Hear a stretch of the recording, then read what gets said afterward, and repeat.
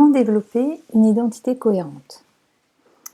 Nous allons voir que cette identité est basée sur deux parties. Une première qui s'appelle le moi profond, qui correspond à l'estime de soi, qui est basée sur les valeurs que je me donne.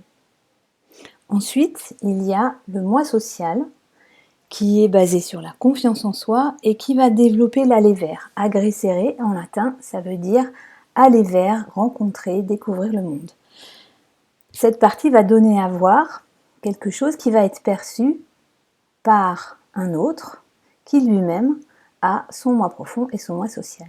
Dans l'idéal, entre ce que je sais de moi, ce que je donne à voir et ce qui est perçu, ça constitue mon identité cohérente. Quand cette partie du moi profond et du moi social communiquent bien, je donne à voir une identité cohérente. Pour un certain nombre de raisons, une personne peut développer un clivage émotionnel, c'est-à-dire qu'à un moment donné, elle va se couper de son moi profond souffrant pour surinvestir la partie du moi social qui va s'adapter à ce qu'elle va imaginer que l'autre attend d'elle. Ce qui va donner une dépendance au regard de l'autre et une notion de pouvoir qui fait qu'à un moment donné, l'autre peut avoir tout pouvoir dans la mesure où je lui donne la capacité de me valider puisque je n'ai pas accès à ma propre valeur. D'où la phrase « l'autre n'a de pouvoir que celui que je lui donne ».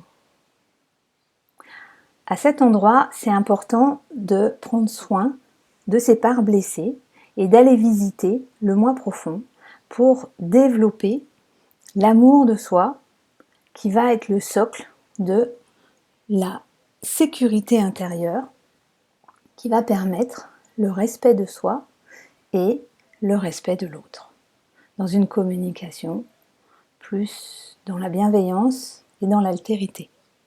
Ce schéma vous permet de prendre conscience de vos modes de fonctionnement en fonction du développement de votre identité et de l'importance de prendre soin de ces parts blessées afin de développer le respect de soi et parallèlement le respect de l'autre.